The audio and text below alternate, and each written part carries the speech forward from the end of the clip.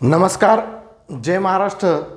निर्धार competitive hub या YouTube चॅनलमध्ये मी दिनेश गवई तुम्हा सर्वांचे हार्दिक स्वागत करत आहे.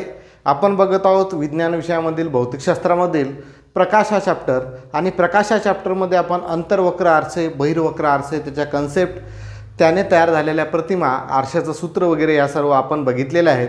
आज आपण बघणार आहोत अंतर्वक्र भिंग आणि बहिर्वक्र भिंग.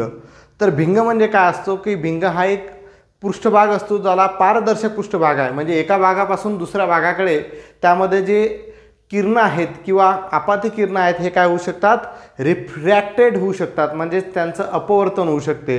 असा पारदर्शक माध्यम असून त्यामधील एक भाग जो आहे, कुठला तरी एक भाग किंवा दोन्ही भाग हे गोलीय असतात. ठीक आहे. मग बघा, हा मी पहिली काढली बहिर्वक्र भिंगाची आकृती. बहिर्वक्र भिंग जो आहे हा कसा तयार होतो, म्हणजेच त्याला आपण कॉन्व्हेक्स लेन्स जी आहे, कॉन्व्हेक्स लेन्स ही कशी तयार होते. तर बघा, मी हॉलोस्फिअर घेतला, दोन हॉलोस्फिअर घेतले. ठीक आहे. आता बघा, दोन हॉलोस्फिअर घेतले आणि त्यांची जर मध्ये जर जोडणी केली तर हा जो पार्ट मी जसा ब्ल्यू पेनने लिहिलेला आहे, हा जो पार्ट तयार झालेला आहे हा झाला आपला बहिर्वक्र भिंग. आता बहिर्वक्र भिंग जर पाहिला तर मध्ये काय आहे, फुगीर आहे ना, आतल्या बाजूला जो कडेला जो काय आहे थोडासा निमुळता आहे. ठीक आहे. आता बघा, यामध्ये ही जी असते ही असते मुख्य ॲक्सिस, मुख्य अक्ष म्हणतो आपण याला, प्रिन्सिपल ॲक्सिस म्हणतो. बरोबर आहे ना, आहे ना. आणि हा जो असतो इकडच्या बाजूला हा काय असतो, ध्रुव असतो. इकडच्या बाजूला सुद्धा टच करतो तिथं काय असतो, ध्रुव असतो. बरोबर आहे ना, काय अडचण आहे यामध्ये. आता बघा, इथं असते सेंटर ऑफ कर्वेचर, वक्रता केंद्र. परत इकडे काय आहे, सेंटर ऑफ कर्वेचर, वक्रता केंद्र. सेंटर ऑफ कर्वेचरपासून इकडच्या बाजूला जी आपण डॅश डॅश डॅश केलेला आहे त्याला R1 म्हटलं, ती आपली काय आहे, वक्रता त्रिज्या. सेंटर ऑफ कर्वेचर, वक्रता त्रिज्या आहे. ठीक आहे. आणि हा C1 जो आहे हा काय, वक्रता केंद्र. ठीक आहे. बघा, इथं C2 जो आहे हा सुद्धा काय, वक्रता केंद्र आहे. आणि R2 जो आहे हा वक्रता त्रिज्या आहे, रेडियस ऑफ कर्वेचर आहे. दिसतंय ना सर्वांना, काही प्रॉब्लेम नाही आहे ना. ठीक आहे. म्हणजे आपल्याला फक्त नेमिंग लक्षात ठेवायचं आहे की कशाला काय म्हणतात. ओके, दिसत आहे. तर बघा, हा जो पार्ट तयार झाला याला म्हटलं आपण बहिर्वक्र भिंग. आता याच्यामध्ये बघा, हा O पॉईंट दाखवलेला आहे आणि अशी स्ट्रेट लाईन काढलेली आहे. हा जो O पॉईंट असतो याला म्हणतात प्रकाशीय केंद्र. काय म्हणतात, प्रकाशीय केंद्र, ऑप्टिकल सेंटर. काय म्हणतात, ऑप्टिकल सेंटर म्हणतात. तर बहिर्वक्र भिंग जो आहे, असे दोन हॉलोस्फिअर एकत्र येऊन जवळ जर आले तर त्याच्यानुसार असं मधल्या जर पार्ट तयार झाला त्याला म्हणतात बहिर्वक्र भिंग, कॉन्व्हेक्स लेन्स. काय म्हणतात, कॉन्व्हेक्स लेन्स. आता बघा, दोन हॉलोस्फिअर वेगवेगळे आहेत. ठीक आहे, एकत्र नाही झाले, वेगवेगळे आहे. पण या थोडेसे जवळ आल्यामुळे बघा, हा जो पार्ट तयार झाला, हा जो पार्ट आपण ब्ल्यू पेनने लिहिलेला आहे हा काय आपला अंतर्वक्र भिंग आहे. कुठला, अंतर्वक्र भिंग. त्यालाच आपण म्हणतो कॉन्केव लेन्स, कॉन्केव लेन्स. ठीक आहे. आता बघा, यामध्ये तेच परत ही जी सरळ रेष आलेली आहे याला O म्हटलं, प्रकाशीय केंद्र, ऑप्टिकल सेंटर. हा जो C2 आहे हा काय आपला वक्रता केंद्र इकडच्या बाजूचा. R2 जो आहे ही काय, वक्रता त्रिज्या आहे, रेडियस ऑफ कर्वेचर आहे. P2 जो आहे आपल्याला माहीत आहे, P म्हणजे काय, पोल म्हणजेच ध्रुव असतो. इथं P1 म्हणजेच परत पोल म्हणजेच काय, ध्रुव. ठीक आहे. इकडे बघा, हा पूर्ण सरळ स्ट्रेट लाईन ही मुख्य अक्ष, याला आपण प्रिन्सिपल ॲक्सिस म्हणतो. इथून तर या पॉईंटपर्यंत जे आपण R1 काढलेला आहे ती परत काय, वक्रता त्रिज्या, रेडियस ऑफ कर्वेचर. आणि इकडचा जो C1 आहे याला आपण काय म्हणतो, वक्रता केंद्र, वक्रता केंद्र. ठीक आहे. आता आपल्याला बघा, बहिर्वक्र भिंगामध्ये फक्त या पार्टचाच अभ्यास करायचा आहे, हा जो भिंग तयार होतो तो. आणि अंतर्वक्र भिंगामध्ये फक्त या पार्टवरती जर किरण टाकले तर कशा पद्धतीनुसार त्याचं रिफ्रॅक्शन होते किंवा रिफ्लेक्शन होते ते बघायचं आहे. रिफ्रॅक्शन होते की रिफ्लेक्शन होते, अपवर्तन होते की परावर्तन होते, ते सर्व बघायचं आहे. ही कन्सेप्ट जर समजली असेल तर आपण पुढे जाऊ शकतो. आता याच्यामध्ये बघा, अंतर्वक्र भिंग आहे जो मधल्या बाजूला काय आहे, निमुळता आहे, कडेला तो काय आहे, फुगीर आहे ना. मध्ये काय निमुळता आहे, कडेला काय आहे, फुगीर आहे. ठीक आहे. तर अंतर्वक्र भिंग आणि बहिर्वक्र भिंग हे डायग्राम तुम्ही व्यवस्थित जर काढला तर तुम्हाला काही अडचण येणार नाही. आणखी काही डायग्राम आहेत त्यामध्ये आपण प्रॉपर बघूया. किरण जर टाकली तर कशा पद्धतीनुसार त्यांचं रिफ्लेक्शन होते की रिफ्रॅक्शन होते, म्हणजे परावर्तन होते की अपवर्तन होते, आणि त्यामधून कशा प्रतिमा वगैरे तयार होतात, हा पुढचा पार्ट आपण बघूया. इथपर्यंत काय अडचण आहे सर्वांना? व्यवस्थित क्लिअर करत चला. बघा, आधीपासून जर लेक्चर बघितले असतील तरच तुम्हाला हे समजणार आहे, नाहीतर समजणार नाही. ज्यांना अंतर्वक्र आरसा आणि बहिर्वक्र आरसा येतो त्यांना हे अंतर्वक्र भिंग आणि बहिर्वक्र भिंग समजायला काहीही इझी जाणार नाही. मी एकदम सोप्या पद्धतीनुसार तुम्हाला डायग्राम काढून व्यवस्थित कशा कशा इमेजेस तयार होतात, कशा कशा प्रतिमा तयार होतात, अशा पद्धतीनुसार एकदम सोप्या पद्धतीनुसार तुम्हाला इथपर्यंत शिकवलेलं आहे. ठीक आहे, पुढे बघूया आपण पुढचा पार्ट. यानंतर आता पुढे बघूया आपण बहिर्वक्र भिंगाची पूर्ण व्यवस्थित डायग्राम आणि त्याच्या काय कन्सेप्ट आहेत. तर बघा, ही मी काय केली की किरणं जी आहेत या बहिर्वक्र भिंगावरती जर मी टाकली तर काय झालं, हे रिफ्लेक्ट नाही झाली, इकडे परत रिटर्न नाही झाले, तर आतमध्ये गेले. आतमध्ये गेले म्हणजेच त्याला आपण म्हणतो प्रकाशाचं अपवर्तन. बरोबर आहे, आपण अपवर्तन ऑलरेडी शिकवलेलं आहे. तर अपवर्तन म्हणजेच काय, परत इकडे मागे न फिरता ते काय झाले, त्याच दिशेने गेले, पण त्यांनी काय झाला, मार्ग चेंज केला. मार्ग चेंज करून ते या सी या बिंदूमध्ये, ही जी इथं काय आहे, सी हा बिंदू आहे, या सी मधून परत बाहेर निघाले. सेम बघा, मुख्य अक्षाला परत हा किरण जो आहे समांतर आहे, परत तो बहिर्वक्र भिंगामधून काय झाला, रिफ्रॅक्टेड झाला, बाहेर निघाला. परत हा किरण बघा मुख्य अक्षाला समांतर आहे आणि परत तो बहिर्वक्र भिंगामधून काय झाला, रिफ्रॅक्टेड झाला, म्हणजेच अपवर्तन झाला. परत हा अपवर्तित झाला. ठीक आहे, तर बघा ही झाली डायग्राम आपली बहिर्वक्र भिंगाची. आता हे जे किरण आहेत, जर बहिर्वक्र भिंगावरती जर आपण किरण टाकले, मुख्य अक्षाला समांतर असणारे जर किरण त्यावरती जर आपण टाकले तर काय होते, त्यांचं अपवर्तन होते. काय होते, अपवर्तन होते. अपवर्तन होऊन ते बाहेर एका बिंदूमध्ये काय जातात, एका बिंदूमधून टच होतात, म्हणजे एका बिंदूमध्ये मिळतात आणि तिथून परत बाहेर निघतात. बरोबर आहे. तर एका बिंदूमध्ये ज्या मिळतात त्याला म्हणतात मुख्य नाभी, प्रिन्सिपल फोकस. काय म्हणतात त्याला, मुख्य नाभी, प्रिन्सिपल फोकस.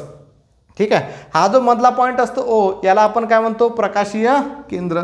प्रकाशीय केंद्र, ऑप्टिकल सेंटर आहे ना, प्रकाशीय केंद्र. ज्या मुख्य अक्षाला समांतर आपण किरण काढतो तो मुख्य अक्ष असतो, त्याला प्रिन्सिपल ॲक्सिस म्हणतो. जे किरण ज्या अक्षाला समांतर असतात त्याला मुख्य अक्ष, त्यालाच आपण प्रिन्सिपल ॲक्सिस म्हणतो. बरोबर आहे. आता बघा, या ओ म्हणजेच प्रकाशीय केंद्रापासून तर या मुख्य नाभीपर्यंतचं अंतर याला फोकल लेंथ म्हणतात, नाभीय अंतर म्हणतात. आणि आपण अंतर्वक्र आरसा आणि बहिर्वक्र आरसा यामध्ये शिकलो आहे की उजव्या बाजूला असणारी सर्व अंतरे काय असतात, धन असतात. उजव्या बाजूला असणारी सर्व अंतरे काय असतात, धन असतात. तर अशा पद्धतीनुसार हा जो असतो हा बहिर्वक्र भिंगाची डायग्राम आपल्याला पाहायला भेटेल, कशा पद्धतीनुसार त्यांचं जे आहे अपवर्तन होते. आता बघा, अपवर्तन होते, परावर्तन होत नाही. अपवर्तन झाल्यानंतर ते एका बिंदूमध्ये टच होतात. मग या एकाच बिंदूमध्ये जाणारी प्रतिका जी असते, म्हणजेच आपल्याला माहीत आहे सी म्हणजे आपण त्याला काय म्हणत होतो, इकडे काय म्हणत होतो सीला, सॉरी सी ने, हा एफ आहे, मी सी लिहिला चुकीने. प्रिन्सिपल फोकस आहे ना, मुख्य नाभी फोकस पाहिजे, मी सी लिहिला. हा जो एफ आहे याला आपण फोकस म्हणतो, म्हणजेच मुख्य नाभी म्हणतो, प्रिन्सिपल फोकस असे म्हणतो. प्रिन्सिपल फोकस लक्षात घ्या. आता एफमधून जर त्या डायग्राम जात असतील किंवा जे किरणं जात असतील तर एकाच बिंदूमधून जर गेली तर त्यामधून मिळणाऱ्या ज्या प्रतिमा असतात हे वास्तविक असतात, म्हणजेच उलट असतात. उलट असतात म्हणजेच वास्तविक असतात. ही बहिर्वक्र भिंगाची आपली डायग्राम आहे. त्यांनी काय व्याख्या दिलेल्या आहेत. ज्या भिंगाचे दोन्ही पृष्ठभाग गोलीय व बाहेरच्या बाजूने फुगीर असतात त्यास आपण काय म्हणतो, बहिर्वक्र भिंग म्हणतो. बहिर्वक्र भिंग कळेपेक्षा मध्यभागी जाड असते, मध्यभागी जाड असते कळेपेक्षा. हे भिंग प्रकाशाचे अभिसरण करू शकतात म्हणून त्यांना अभिसारी भिंग म्हणतात. म्हणजेच काय करतात ते, एकाच बिंदूमध्ये हे जे प्रकाशाचं अभिसरण होऊन म्हणजेच अपवर्तन होऊन एकाच बिंदूमध्ये टच होतात यालाच काय म्हणतात, अभिसरण करू शकतात, म्हणून यांना काय म्हणतात, अभिसारी भिंग म्हणतात. बहिर्वक्र भिंगाला काय म्हणतात, तर काय म्हणतात, अभिसारी भिंग असे म्हणतात. ठीक आहे, हे समजलं. आता पुढे बघूया आपण अंतर्वक्र भिंग. अंतर्वक्र भिंग पुढे बघा, अंतर्वक्र भिंग कॉन्केव्ह लेन्स. तर बघा, मी हे अंतर्वक्र भिंग इथं काढलेलं आहे आणि ही जी असते आपली, ही काय असते, मुख्य अक्ष असतो, प्रिन्सिपल ॲक्सिस असते, मुख्य अक्ष. आता या मुख्य अक्षाला समांतर असणारी किरणं मी या अंतर्वक्र भिंगावरती टाकली तर बघा, या दिशेने मी ही मुख्य अक्षाला समांतर असणारी किरणं मी अंतर्वक्र भिंगावरती टाकली तर हे आतमध्ये जाऊन परत यांचं काय झालं, रिफ्रॅक्शन झालं. पण रिफ्रॅक्शन झाल्यानंतर हे काय झाले, स्कॅटरिंग झाले, वेगवेगळ्या दिशेने गेले. हा इकडे गेला, हा इकडे गेला, हा इकडे गेला, हा इकडे गेला.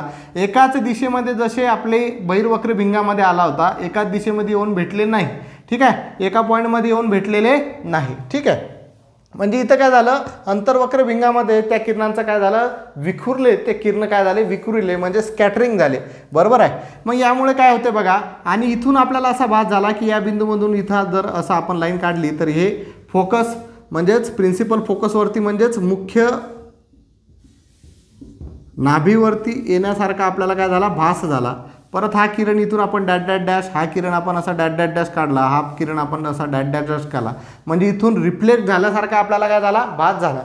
तो कशावरती झाला रिफ्लेक्ट, मुख्य नाभीवरती म्हणजेच प्रिन्सिपल फोकसवरती. बरोबर आहे, प्रिन्सिपल फोकसवरती झाला. तर ही झाली डायग्राम जी आपली अंतर्वक्र भिंगाची. आता मध्ये आपल्याला माहिती आहे, मध्ये जो असतो तो काय असतो, ओ जो असतो हा काय असतो, प्रकाशीय केंद्र असतो, आहे ना, प्रकाशीय केंद्र असतो. परत इकडे P1 असेल, इकडे P2 असेल, जे पण आहे पोल असेल, आणि F म्हणजे काय असतो, मुख्य नाभी प्रिन्सिपल फोकस असते. ठीक आहे, तर हे विखुरले आणि विखुरल्यानंतर जो पॉईंट आहे टच, तिथून आपल्याला एक सरळ स्ट्रेट लाईट फोकसपर्यंत आल्यासारखा भास झाला प्रत्येक किरणामधून. तर त्याला जो म्हणतात त्याला आपण मुख्य नाभी म्हटलं. ज्या किरणाला ते पॉईंट येऊन मिळाले किंवा ते किरण येऊन मिळाले त्याला आपण मुख्य नाभी म्हणतो. आणि या मुख्य नाभीपासून तर या प्रकाशीय केंद्रापर्यंतचं अंतर काय असते, नाभीय अंतर असते, काय असते, फोकल लेंथ असते. आणि ही फोकल लेंथ आता काय आहे, जी आहे डाव्या साईडला आहे. पहिले उजव्या साईडला असली तर प्लस असतात आणि डाव्या साईडला जर असली तर काय असते, मायनस असते. म्हणजे यामधलं जे फोकल लेंथमधलं अंतर आहे ते काय असेल, मायनस असेल. म्हणजे बहिर्वक्र आतल्यामधली जी फोकल लेंथ आहे त्यामधलं जे अंतर आहे फोकल लेंथचं ते प्लस असते, आणि अंतर्वक्र आरशामधलं जी लेंथ आहे नाभीय अंतर फोकल लेंथ ही काय असते, मायनस असते. हे डायग्राम व्यवस्थित क्लिअर करा. बघा, ज्या भिंगाचे दोन्ही पृष्ठभाग आतल्या बाजूने गोलीय असतात त्यास अंतर्वक्र भिंग म्हणतात. आतल्या बाजूने गोलीय आहे. ठीक आहे, त्याच्यानंतर ही भिंग मध्यभागी पातळ असते आणि बाहेरच्या बाजूने कडेला काय असते, जाड असते. परत हे भिंग प्रकाश किरणांचे अपसरण घडवून आणतात म्हणून त्यांना अपसारी भिंग म्हणतात. म्हणजे बघा, अभिसरण म्हणजे काय, एकाच बिंदूमध्ये येऊन मिळणे, आणि अपसरण म्हणजे काय, विखुरणे. ते प्रकाशांचं काय होत आहे, विखुरणे आफ्टर रिफ्रॅक्शन किंवा रिफ्लेक्शन. ठीक आहे, एकाच बिंदूमध्ये आले तर ते अभिसरण झालं, पण एकाच बिंदूमध्ये मिळालं नाही तर ते झालं अपसारण. ठीक आहे, अपसारण झालं म्हणून यांना काय म्हणतात, अपसारी भिंग म्हणतात. काय म्हणतात, अपसारी भिंग म्हणतात. म्हणजे बहिर्वक्र भिंग जे आहेत अभिसारी भिंग आहेत, आणि अंतर्वक्र भिंग जे आहेत हे काय आहेत, अपसारी भिंग आहेत. ठीक आहे, तर या साऱ्या कन्सेप्ट आहेत. आता सर्वात महत्त्वाचा भाग की बहिर्वक्र भिंगाने तयार होणाऱ्या प्रतिमा आणि अंतर्वक्र भिंगाने तयार होणाऱ्या प्रतिमा आपण बघणार आहोत. डायग्रामनुसार बघणार आहोत. त्याची जी आहे डायग्राम मी तुम्हाला सांगतो आणि त्याचं तुम्ही वर्डमध्ये लिहायचं आहे. जसं आपण तक्ता तयार केला होता की अंतर्वक्र आरशामुळे तयार होणाऱ्या प्रतिमा, पहिले आपण डायग्राम शिकलो, त्यानंतर त्याचा तक्ता तयार केला. बरोबर आहे. आता मी काय फक्त तुम्हाला डायग्राम सांगतो, तक्ता तुम्हाला तयार करायचा आहे. हे तुमचं होमवर्क आहे. ज्यांनी तयार केला त्यांनी मग आपल्या टेलिग्राम चॅनलला टाका. ठीक आहे, तर हे तुम्हाला करावं लागेल, कारण मला समजेल की तुम्हाला हे समजून राहिलं की नाही समजून राहिलं. कारण मला तर काही समजून नाही राहिलं की तुम्हाला मी जे शिकवत आहे हे समजत आहे की नाही समजत आहे. कारण जवळपास हे 5वं लेक्चर आहे आपलं प्रकाशाचं. हा चॅप्टर थोडासा वेगळा होता म्हणून आपण थोडंसं हळूहळू पद्धतीनुसार चांगल्या तऱ्हेने क्लिअर करण्याचा याला प्रयत्न करत आहोत. तर चांगल्या तऱ्हेने मी तुम्हाला क्लिअर करून देत आहे, पण तुम्ही त्याचं काही आउटपुट आपल्याला भेटत आहे की नाही यासाठी काय करणार, आता आपण बहिर्वक्र आरशामुळे तयार होणाऱ्या प्रतिमा बघू. त्याची मी डायग्राम सांगतो, त्याचा तुम्ही जो तक्ता आहे तो तुम्ही मला कमेंट बॉक्समध्ये टाकू शकणार नाही, तर तुम्ही आपल्या टेलिग्राम चॅनलवरती तो तक्ता तुम्ही बनवायचा आहे आणि तो त्या आपल्या टेलिग्राम चॅनलवरती टाकायचा आहे. ठीक आहे, पुढे आपण बघूया बहिर्वक्र भिंगामुळे तयार होणाऱ्या प्रतिमा. पुढचा अत्यंत महत्त्वाचा part, image formation by convex lens, बहिर्वक्र भिंगाने तयार होणाऱ्या प्रतिमा. तर बघा, हा मी बहिर्वक्र भिंगा काढलेला आहे. हा झाला आपला ओ म्हणजेच ऑप्टिकल सेंटर म्हणजेच प्रकाशीय केंद्र. ठीक आहे, आता याच्या बाजूला F1 आहे म्हणजेच प्रिन्सिपल फोकस आहे, आणि त्याच्या बाजूला काय असते, सेंटर असते, पण याला आपण टॉईस F1 म्हणायचं. ठीक आहे, 2F1, आणि इकडे जे असते ते काय असते, अंतर असते. इकडे बघा, इकडच्या बाजूला F2 असेल. ठीक आहे, म्हणजेच प्रिन्सिपल फोकस, त्यानंतर त्याला सेंटर असते, मग याला सेंटर न म्हणता इथं म्हणायचं 2F2. ठीक आहे, आणि इकडे जे आहे आय म्हणजेच अनंत अंतर. एवढं क्लिअर झालं. इकडे F1 2F1 अनंत अंतर, इकडे F2 2F2 आणि अनंत अंतर. ठीक आहे, आता बघा, जर मी वस्तू अनंत अंतरावरती ठेवली, ठीक आहे, ही पहिली आहे, जर मी वस्तू अनंत अंतरावरती ठेवली तर त्याची जी प्रतिमा आहे हे F2 वरती तयार होते. कशावरती तयार होते? F2 वरती. ठीक आहे. आणि ती सूक्ष्म असते. काय असते? एकदम सूक्ष्म असते, एकदम लहान डायग्राम तयार होते. ठीक आहे. वस्तू जर मी अनंत अंतरावरती ठेवली तर बहिर्वक्र भिंगामध्ये तयार होणारी आकृती जी आहे ती F2 वरती तयार होते आणि ते काय असते? अतिसूक्ष्म असते. ठीक आहे. एकदम पॉईंट असते, एकदम बारीक असते. आणि लक्षात घ्या, या बहिर्वक्र भिंगाने जर इकडच्या साईडला डायग्राम तयार झाल्या तर ते काय राहतील? उलट राहतील. मग उलट असणाऱ्या डायग्राम ज्या आहेत किंवा प्रतिमा ज्या आहेत ह्या काय राहतात? वास्तव राहतात. ह्या काय राहतात? वास्तव राहतात. म्हणजे वस्तू जर मी अनंत अंतरावरती ठेवली तर ती F2 वरती तयार होऊ राहिली आणि ती एकदम सूक्ष्म आहे आणि ती काय आहे? उलट आणि वास्तव आहे. जर वस्तू मी या I आणि 2F1च्या मध्ये ठेवली, ठीक आहे, I आणि 2F1च्या मध्ये ठेवली तर जी प्रतिमा तयार होते आपली F2 आणि 2F2च्या मध्ये तयार होते आणि थोडीशी मोठी असते याच्यापेक्षा. ठीक आहे. लहानच असते पण याच्यापेक्षा थोडीशी मोठी असते. पण ॲक्च्युअल डायग्रामच्या या ॲक्च्युअल जी वस्तू आहे त्याच्यापेक्षा ती काय? लहान आहे. परत ही F2 आणि 2F2च्या मध्ये तयार झाली, परत ती काय? उलट आहे आणि वास्तव आहे. ठीक आहे. जर मी वस्तू 2F1 वरती ठेवली, ठीक आहे, जर वस्तू 2F1 वरती ठेवली तर जी प्रतिमा आहे आपल्याला 2F2 वरती भेटते. प्रतिमा जी आहे ही आपल्याला 2F2 वरती भेटते आणि जेवढं याचं अंतर आहे किंवा जेवढी यांची उंची आहे तेवढीच याची उंची राहते. म्हणजे वस्तू जेवढ्या आकाराची आहे तेवढेच आकार इथे दाखवतो टॉईस F2 वरती. ठीक आहे. म्हणजे 2F1 वरती जर वस्तू ठेवली तर तिची जी प्रतिमा आहे ती रिअल भेटते आपल्याला. रिअल तर भेटतेच पण तिचा जो आकार आहे तो सेम असतो, टॉईस F2. म्हणजेच ती प्रतिमा परत उलट राहणार आणि वस्तू वास्तव राहणार आणि दोघांचं जे डिस्टन्स आहे किंवा अंतर आहे किंवा उंची आहे ती सारखी राहील. ठीक आहे. परत वस्तू जर मी 2F1 आणि F1च्या मध्ये जर ठेवली, वस्तू जर मी 2F1 आणि F1च्या मध्ये जर ठेवली तर तिची जी प्रतिमा आहे 2F2 आणि अनंतच्या मध्ये तयार होते. 2F2 आणि अनंतच्या मध्ये तयार होते आणि ही थोडीशी मोठी असते. ठीक आहे. 2F2 आणि अनंतच्या मध्ये तयार होते आणि हे वस्तूपेक्षा हिचा आकार जो आहे किंवा हिची उंची जी आहे ती जास्त असते. ठीक आहे. समजून आलं. आणि परत ती काय राहील? उलट आणि वास्तव राहणार. ठीक आहे. परत वस्तू जर मी या F1 वरती जर ठेवली, वस्तू जर मी F1 वरती ठेवली तर तिची जी प्रतिमा आहे हे अनंत अंतरावरती तयार होते आणि तिचं जो स्वरूप असते ते विशाल असते, विस्तृत असते. या वस्तूपेक्षा ती खूप मोठी दिसते. ठीक आहे. या वस्तूपेक्षा ती खूप मोठी दिसते. परत ती काय असेल? उलट आणि वास्तव असते. परत ती काय आहे? उलट आणि वास्तव असते. ठीक आहे. म्हणजे लक्षात घ्या, 1 पासून तर 5 पॉईंटपर्यंत आपण वस्तू ठेवल्या तर त्यामुळे तयार होणाऱ्या ज्या प्रतिमा आहेत हे उलट आणि वास्तव आहेत, म्हणजे रिअल आहेत. बरोबर आहे. पण इकडे पहिल्या नंबरवरती ठेवली तर ती अतिसूक्ष्म भेटू राहिली, दुसऱ्या नंबरवरती भेटली तर ती याच्यापेक्षा थोडीशी मोठी आहे पण या वस्तूपेक्षा लहान आहे. तिसऱ्या नंबरवरती ठेवली तर सेम आकार आहे, सेम उंची आहे. चौथ्या नंबरवरती ठेवली तर वस्तूपेक्षा त्याची हाईट वाढली आणि 5व्या नंबरवरती ठेवली तर वस्तूपेक्षा भरपूर त्याची हाईट वाढली. पण ॲक्च्युअलमध्ये त्या इमेज जे फॉर्म झाल्या, ज्या प्रतिमा फॉर्म झाल्या, प्रतिमा तयार झाल्या त्या काय आहेत? उलट आणि वास्तव आहेत. हे लक्षात ठेवायचं आहे. आता वस्तू जर मी F आणि Oच्या मध्ये ठेवली किंवा हा P आहे, हा काय असतो आपला P1 आहे आपण म्हटलो, पोल ध्रुवाच्या मध्ये ठेवली 6 नंबरला. ठीक आहे. तर याची जी प्रतिमा आहे ही याच्या मागे तयार होते, म्हणजे इथं तयार होते 6 डॅश. ठीक आहे. याची जी प्रतिमा आहे ही याच्या मागे तयार झाली, म्हणजे इकडच्या बाजूला तयार नाही झाली, म्हणजे यांचं काय झालं? रिफ्लेक्शन झालं. म्हणजे ही जी प्रतिमा आहे ही काय राहील रे? ही जी प्रतिमा राहील ही काय राहील? सुलट राहील. सुलट राहील आणि काय राहील? आभासी राहील. सुलट आणि आभासी राहील. ठीक आहे. एवढं लक्षात ठेवा. यामुळे तयार होणारी जी प्रतिमा आहे ही सुलट आणि आभासी राहील. म्हणजे यावरून एवढं लक्षात आलं की बहिर्वक्र भिंगाने तयार होणाऱ्या सर्व प्रतिमा ज्या आहेत ह्या वास्तव नसतात. तर एक जी प्रतिमा आपल्याला भेटते ती काय असते? सुलट आणि आभासी असते. मग ती कुठं आपल्याला सुलट आणि आभासी भेटते?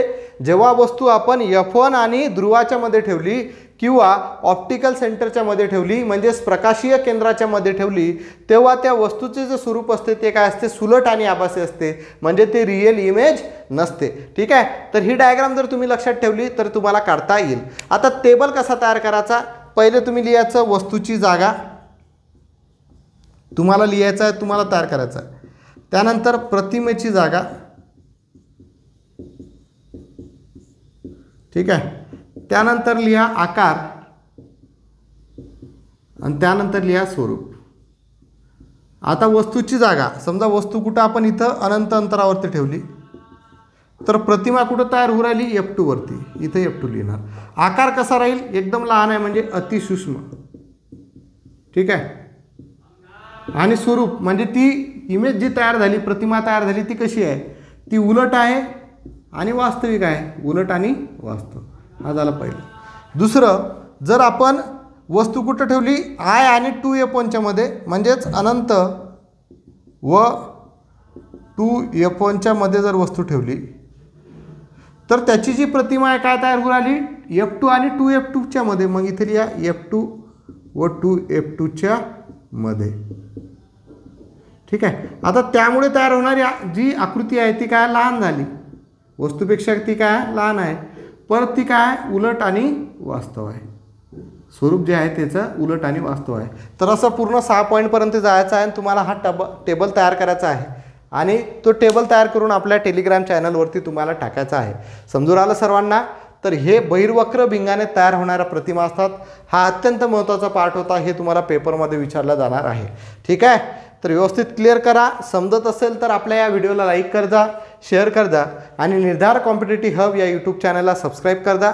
आणि बघा, ज्यांनी आपली बॅच जॉईन केलेली नाही आहे त्यांनी आपली बॅच जॉईन करून घ्या, कारण सध्या ग्रुप डीच्या भरतीला स्टे आलेला आहे. 26 मेला आपली सुनवाई होणार आहे की 10वीवरती पण एक्झाम घ्यायची, 10वीच्या मुलांना ग्रुप डीसाठी इलिजिबल करायचं की ITI झालेल्या मुलांना, तर तिथं ते क्लिअर होईल. तर बघा, अभ्यास सोडून देऊ नका. मी त्याच्यासाठी स्पेशल व्हिडिओ तुम्हाला बनवलेला आहे की कोड कधीही कोणत्याही विद्यार्थ्याचं नुकसान करणार नाही. म्हणजे एक्झाम तुमची ग्रुप डीची हे होणारच आहे, 10वीवरती होईल आणि ITIवरती होईल, एवढं फिक्स आहे. पण तुम्ही काय करा, तुम्हाला आता वेळ भेटलेला आहे, त्या वेळेचा चांगला फायदा घ्या, संधीचं सोनं करा. ठीक आहे. तर बघा, पुढे आपण बघणार आहोत या बहिर्वक्र भिंगाचे उपयोग. तर बहिर्वक्र भिंगाचा जो उपयोग आहे तो कॅमेरा जो आहे, कॅमेरामध्ये त्याचा उपयोग होतो.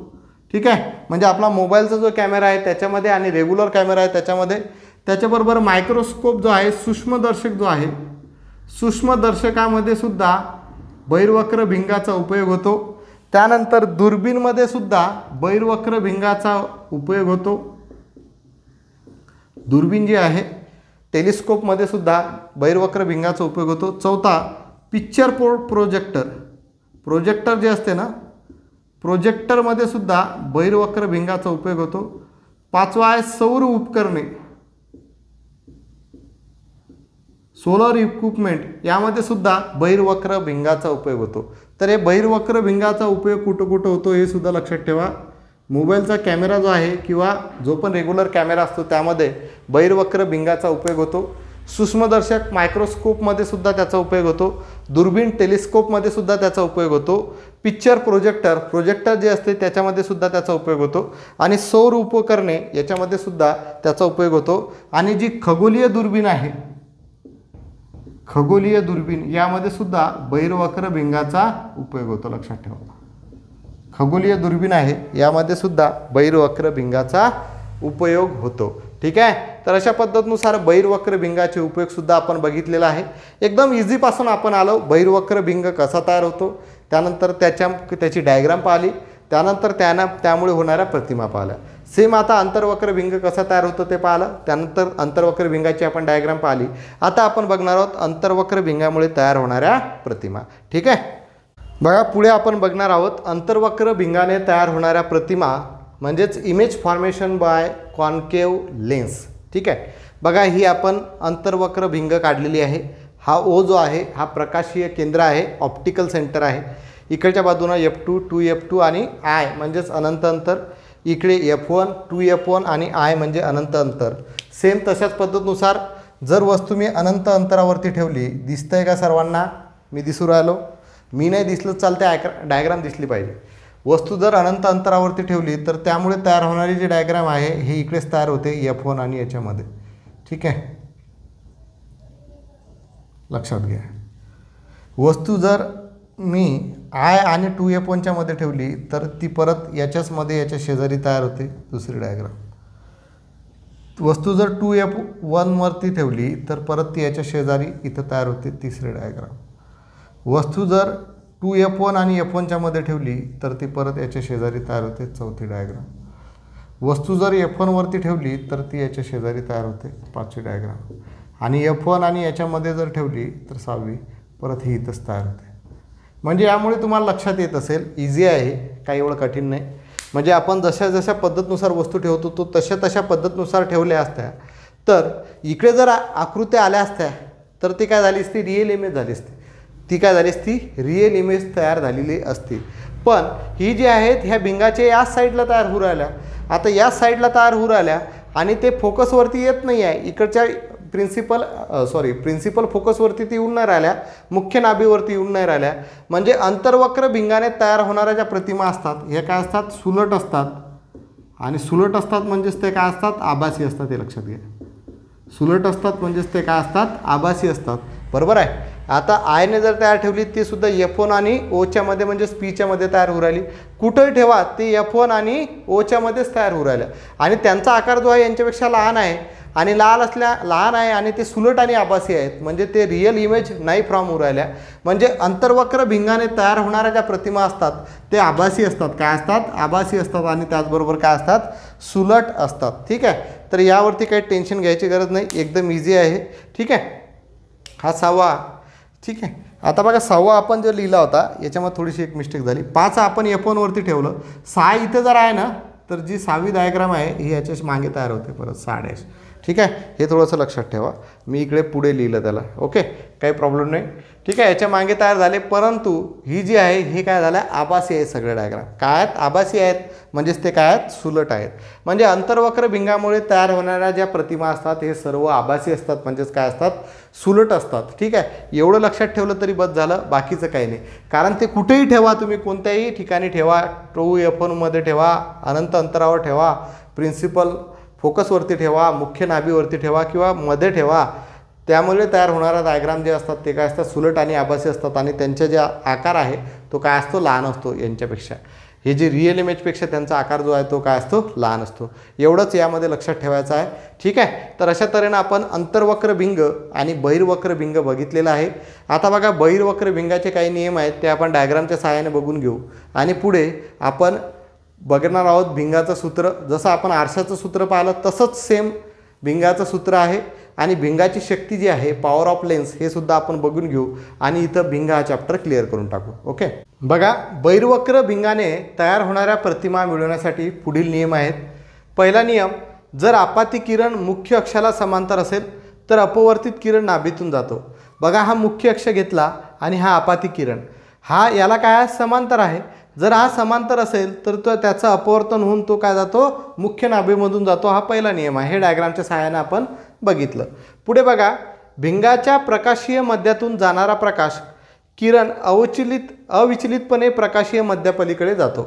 म्हणजे भिंगाच्या प्रकाशीय मध्यातून, ओ म्हणजे काय रे, ऑप्टिकल सेंटर आहे, प्रकाशीय मध्य आहे. मुख्य अक्ष पाहिला आणि भिंगाच्या जर प्रकाशीय मध्यामधून जर प्रकाश किरण जात असेल तर तो अविचलितपणे काय होतो, प्रकाशाच्या मध्यापलीकडे जातो. अविचलितपणे प्रकाशाच्या मध्यापलीकडे जातो. ठीक आहे. हा दुसरा नियम. तिसरा नियम, जर आपाती किरण नाभीतून जात असेल तर अपवर्तित किरण मुख्य अक्षाला समांतर असतो. बघा हा मुख्य अक्ष घेतला आपण आणि हा आपातीकरण या F1 मधून गेला म्हणजे नाभीमधून गेला तर पुढे इथं झाला, इथून तो रिफ्रॅक्ट झाला. रिफ्रॅक्ट होऊन या मुख्य अक्षाला काय झाला, पुढे तो समांतर झाला. या मुख्य अक्षाला काय झाला, समांतर झाला.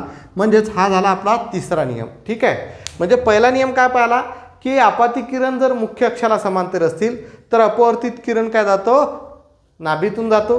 दुसरं काय आहे, भिंगाच्या प्रकाशीय मध्यातून जाणारा प्रकाश प्रकाश किरण अविचलितपणे प्रकाशीय मध्यापलीकडे जातो. तिसरा आहे, जर आपाती किरण नाभीतून जात असेल तर अपवर्तित किरण मुख्य अक्षाला समांतर असतो. हे 3 नियम आहेत बहिर्वक्र भिंगाने तयार होणाऱ्या प्रतिमा मिळवण्यासाठी. हे 3 नियम आपण लक्षात ठेवायचे आहेत. भिंगाचे सूत्र, आरशाचं सूत्र काय होतं रे, तर भिंगाचं सूत्र आणि आरशाचं सूत्र सारखंच आहे. तर आरशाचं सूत्र काय होतं सांगा पटापट.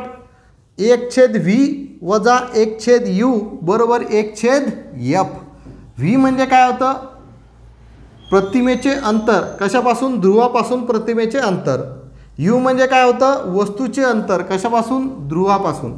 त्यानंतर f म्हणजे काय होतं, नाभीय अंतर, ते कशापासून, परत ध्रुवापासून, आहे ना. तर तसंच भिंगाचं सूत्र आहे. भिंगाचं सूत्र, फॉर्म्युला ऑफ लेन्स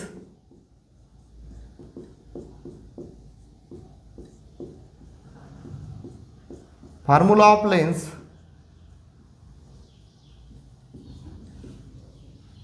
याचे न्यूमरिकल्स येतील सेम आहे 1/f बरोबर 1/v वजा 1/u. हे भिंगाचं सूत्र आहे, जसं आपलं आरशाचं सूत्र आहे तसं. f म्हणजेच काय, नाभीय अंतर,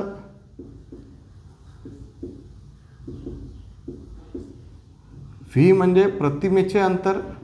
आता प्रतिमेचे अंतर कशापासून राहील इथं, प्रकाशीय केंद्रापासून. प्रतिमेचे अंतर प्रकाशीय केंद्रापासून. आणि u म्हणजे वस्तूचे अंतर प्रकाशीय केंद्रापासून.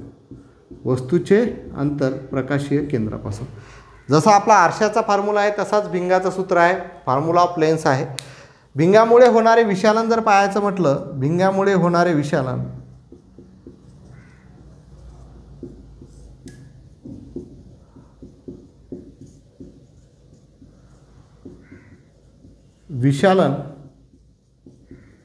ज्याला आपण कॅपिटल M ने दर्शवतो, तर काय असते वरती, जसं आरशाचं विशालन आहे तसं भिंगाचं म्हणजे वरती असते प्रतिमेचे अंतर आणि खाली असते वस्तूचे अंतर. खाली कशाचे असते, वस्तूचे अंतर. ठीक आहे. प्रतिमेचे अंतर आपण कशाने दाखवतो, v ने, आणि वस्तूचे अंतर कशाने दाखवतो, u ने. ठीक आहे. हे भिंगामुळे होणारे विशालन आहे. न्यूमेरिकल्समध्ये याचा आपल्याला वापर होणार आहे. लक्षात आलं भिंगाचं सूत्र आणि भिंगामुळे होणारे विशालन. ठीक आहे. आता शेवटची कन्सेप्ट आहे पॉवर ऑफ लेन्स, भिंगाची शक्ती. तर भिंगाची शक्ती कशाला म्हणतात, तर रेसिप्रोकल ऑफ फोकल लेंथ, नाभीय अंतराचा जर व्यस्तांक जर केला आपण तर त्याला भिंगाची शक्ती असे म्हणतात, पॉवर ऑफ लेन्स म्हणतात. तर कॅपिटल P ने दाखवला जातो. कशाने दाखवला जातो, कॅपिटल P ने. ठीक आहे. आणि नाभीय अंतर कशामध्ये मोजतो रे आपण, मीटरमध्ये मोजतो आहे ना. भिंगाची शक्ती जर पाहायला गेलो,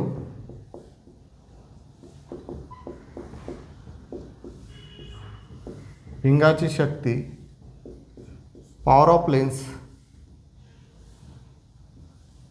ठीक आहे. तर काय, पॉवर ऑफ लेन्स म्हणजेच P = 1/f. f म्हणजे काय असते रे, फोकल लेंथ, आणि हे कशामध्ये मोजतो आपण, मीटरमध्ये आहे ना. म्हणजेच नाभीय अंतराचा व्यस्तांक जर आपण काढला तर आपल्याला काय भेटते, भिंगाची शक्ती भेटते. भिंगाची शक्ती पॉवर ऑफ लेन्स आपल्याला भेटते. आणि ही भिंगाची शक्ती आपण डायऑप्टर या एककामध्ये मोजली जाते. कशामध्ये, डायऑप्टर या एककामध्ये मोजली जाते. लक्षात ठेवायचं आहे. आणि तो कशामध्ये दाखवतात, कॅपिटल D ने दाखवतात. कशाने दाखवतात, कॅपिटल D ने. ठीक आहे. भिंगाची शक्ती म्हणजे काय, व्यस्तांक आहे कशाचा, फोकल लेन्थचा. फोकल लेन्थचा म्हणजेच नाभीय अंतराचा व्यस्तांक म्हणजे असते भिंगाची शक्ती, पॉवर ऑफ लेन्स असते. म्हणजेच P बरोबर 1/f. f कशामध्ये असते, फोकल लेंथ मीटरमध्ये असते. आणि जो पॉवर ऑफ लेन्स आहे डायऑप्टर या एककामध्ये मोजली जाते. कॅपिटल D ने दर्शवतात. आता भिंगाची शक्ती म्हणजे काय, आपल्या नंबरचा चष्मा. आपल्याला किती नंबरचा चष्मा लागतो, तो किती नंबर म्हणजेच ते आहे भिंगाची शक्ती. जो नंबर आहे ती काय, भिंगाची शक्ती. एवढं लक्षात ठेवा. ठीक आहे. तर या गोष्टी आपल्या भिंगाच्या बाबतीत क्लिअर झालेल्या आहे. अत्यंत व्यवस्थित तऱ्हेने आपण भिंग चॅप्टर क्लिअर केलेला आहे. भिंगाच्या कन्सेप्ट आपण क्लिअर केलेला आहे. आता आपला एक प्रकाश चॅप्टरमधला एक शेवटचा पार्ट, डोळा. आता डोळ्यानं आपल्याला कशा पद्धतीनुसार दिसते, डोळ्याचे काय काय भाग असतात, तो आपला या पार्टमध्ये बायोलॉजीमध्ये पण होऊन जाईल, पण यामध्ये सुद्धा आपल्याला तो शिकून घ्यायचा आहे. ठीक आहे. तर एक शेवटचा पार्ट बाकी आहे, पार्ट 6 आपण प्रकाशमधला डोळा बघूया. त्यानंतर हा चॅप्टर आपला कंप्लीट होईल. ठीक आहे. तर आजचं हे लेक्चर जर तुम्हाला आवडलं असेल तर आपल्या या व्हिडिओला लाईक करसाल, शेअर करसाल आणि निर्धार कॉम्पिटेटिव्ह हब या यूट्यूब चॅनलला सबस्क्राईब करसाल. ज्यांनी आपली बॅच जॉईन केलेली नाही आहे त्यांनी बॅच जॉईन करून घ्या, जेणेकरून तुमचा अभ्यास हा चांगल्या तऱ्हेने होऊन जाईल आणि तुम्ही यशाची पायरी तुम्ही गाठसाल. तर आजच्या लेक्चरमध्ये इथंच थांबूया. धन्यवाद. जय महाराष्ट्र.